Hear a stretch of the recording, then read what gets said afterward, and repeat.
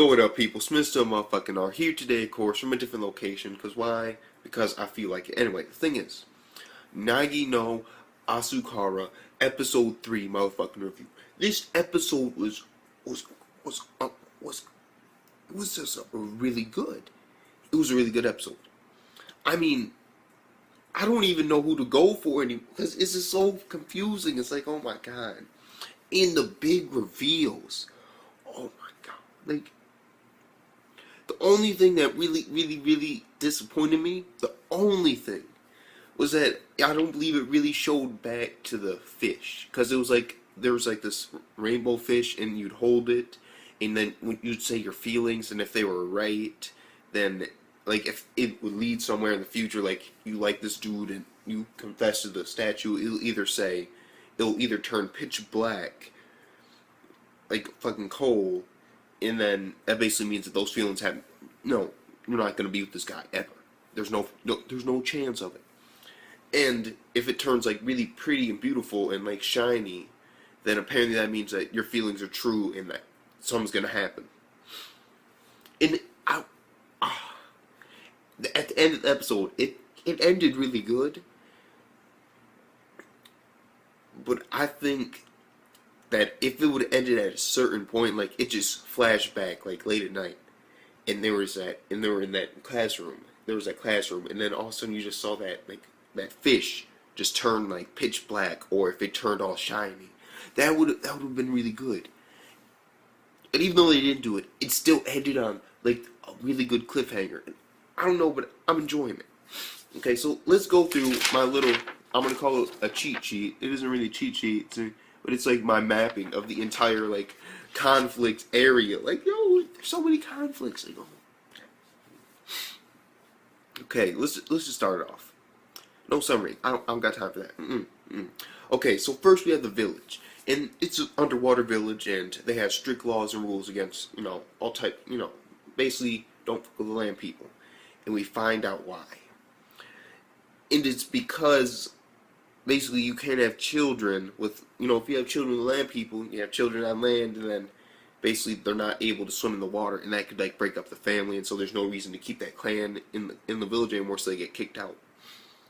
And basically they're born with like this N, I believe it was like called N or something like that, and basically it encompasses their body.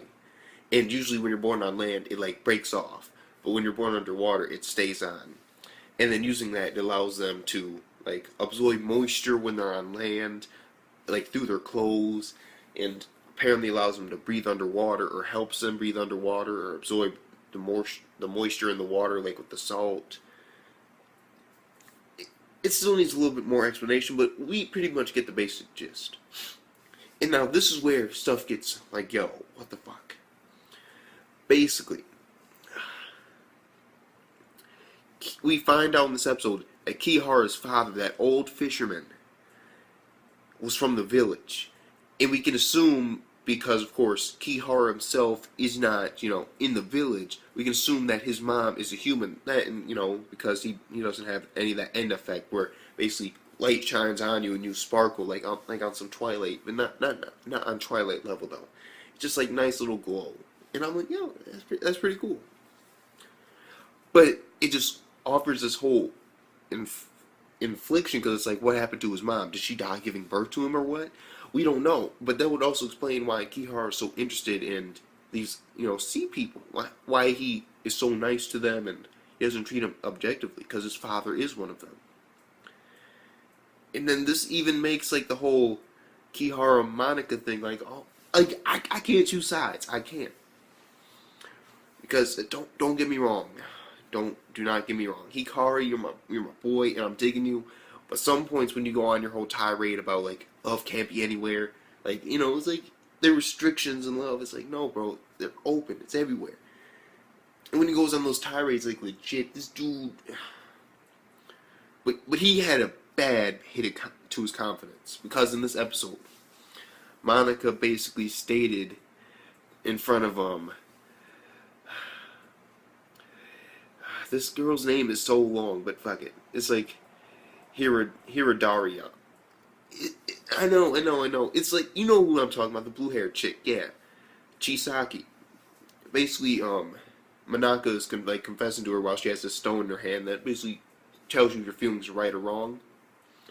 And basically, she brings up she's scheming. I want to say she's scheming because she asked her what she thought of Kihara, if she likes him or not, and she does.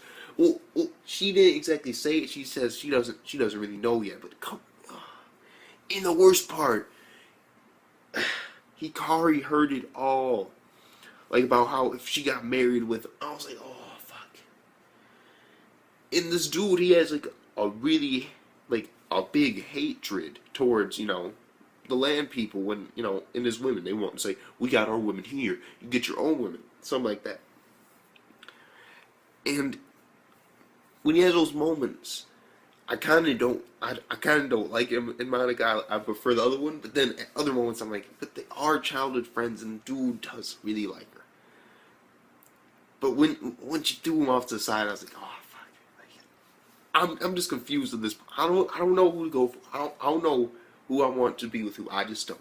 I just want to see what's gonna happen. And then basically, we also got the connection with because basically she knows what she's doing. We got a nice little scene with Hikari and Chisaki. Basically, she's like, I'm sorry for being so mature all the time, and he's like, no, I need to be more mature. And then we got stuff with, of course, motherfucking Kihara and Hikari, and basically, Hikari realizes that he's a really good guy, and he doesn't hate him, but at the same time, Monica likes him, and he likes Monica, and this leads all these situations. Or it's like he knows he's a good guy, but he can't really like him, because, I mean, the girl he likes him. Like, you know, it's a mixed bag situation, but he's starting to be more friendly with him, and, like, play around with him, actually accepting him somewhat as a friend. So I'm digging that. And again, this motherfucker Kaname, I'm not sure where he's standing right now, because he's like a main character, yet he's not. Because I have a feeling that him and Chisaki, I think he might dig her, but we still not have any type of confirmation on that whatsoever.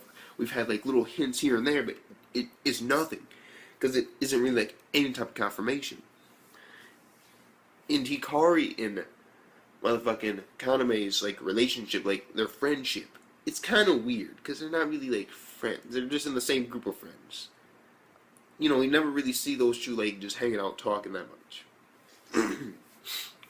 And then we get into the main gist, which is basically Hikari goes to beat up this motherfucking dude because Akari, his sister, is crying. And he goes into all type of shit. Like, this dude actually does legitimately whoop this nigga's ass. Like, he puts him down on the ground like, oh, so you're not sure now. Oh, so you're gonna date my sister. And then you're like, oh, it wasn't serious? You're not gonna give her a ring? And you start beating the shit out of him. And then he gets like, fuck yeah. Just thrown over the old man's shoulder, gets knocked the fuck out. I'm digging it. And sometimes he's like, oh, fuck. But at others, I'm digging his character. I am. And we find out that Hikari, when it comes to his sister, he wants her to somewhat be with this guy, in a way. Why I gotta say that is because he's basically like, you're gonna give up? Like, it's over, just like that? Like, you're not even gonna try? It's like, no. There are a whole bunch of other guys in the village. Well, there are only a couple, but still, it's gonna be hard. I might have to go inbreeding, and I'm like, I meant to go for the taboo. I'm like, and she's just holding him, and then she like starts to cry, I believe. We're not really sure. She could have been laughing, but she's like holding him tight. And so she's obviously disappointed in him. And then he sees this dude, on his way back, and he broke up with her, and he's like, yo, bro, you just gonna, leave her like that? I mean, he has some respect, I mean, he wants his sister to be happy. And he also feels personally responsible because when their mom died, his sister kind of had to step up and mature and she was always being mature and like thinking about the future and like working on the land so that they could get money for college. She's always been really mature, and Hikari feels like it was his fault because of that. Because their mom died, and he was so sad and torn up about it that he basically forced his sister into this position. But the main gist is he follows this dude to a store, and he's like talking with this girl, I believe. And then this is where I get confused at the end. Basically, little girls come out and they try and chloroform this motherfucker, Hikari. I'm like, oh, like legit, they just want to stick his bag. It's like, ooh. I'm like, it's like you forgot the chloroform. It's like, oh, fuck. And then they make references to like being like sheep on TV, and I'm like, just like trying shit from TV that is kind of like, oh, that's probably not a good idea.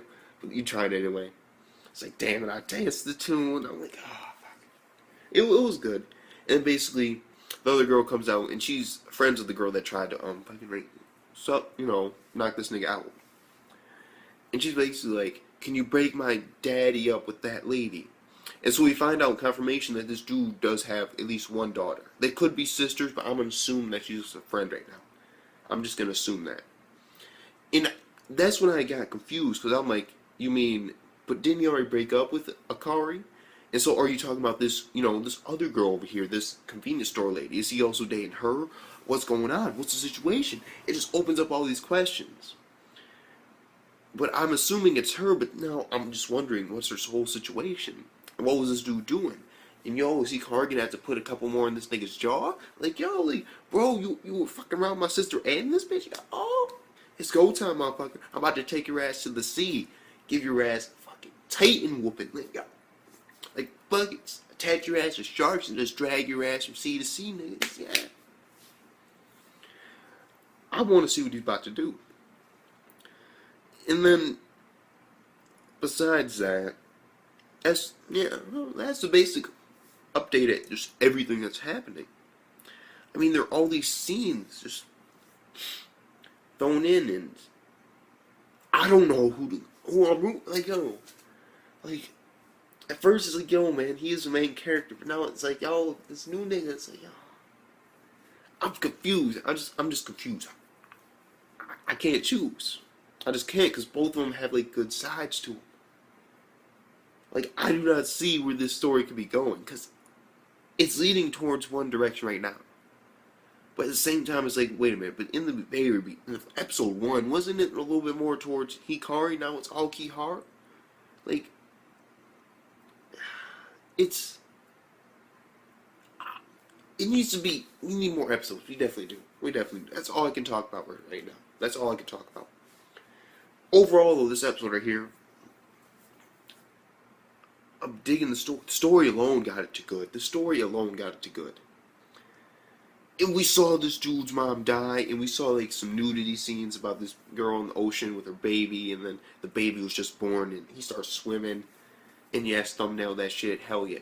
Why not? No, it was a nice little baby. I'm like, fuck, that's kind of cute. Like it was a beautiful scene, just showing how good this animation can be sometimes. The thumbnail might be a little iffy because it is a thumbnail. It isn't the actual scene itself, but nonetheless, it still shows how good this animation is. I'm really enjoying this animation overall. Like, the animation is good, and the story just backs the animation up to such a degree I cannot help but enjoy it. Yeah, so overall, you know what? In terms of story and all that, I got to give it a 9.1 out of 10. Yeah. It was definitely better than good, just because the script and the animation alone, the words, the scenes, the way that they were made, the whole conflicts that are happening, all the information we learned, I got to give it that good. And then just throwing on the whole brother-sister sort of thing about just mixed feelings, and how I'm like, Hikari sometimes like, bro, really? And then other times he contradicts himself. I'm digging that. Because he's unsure. Like, at some points he is, at some points he isn't. And so we're going to have to see where that goes. And that just bumps up to a great for me. So it was 9.1 out of 10. It was a great episode. This anime is looking really good. And I cannot wait to see more. So with that being said, Smith's to motherfucking R. Peace out.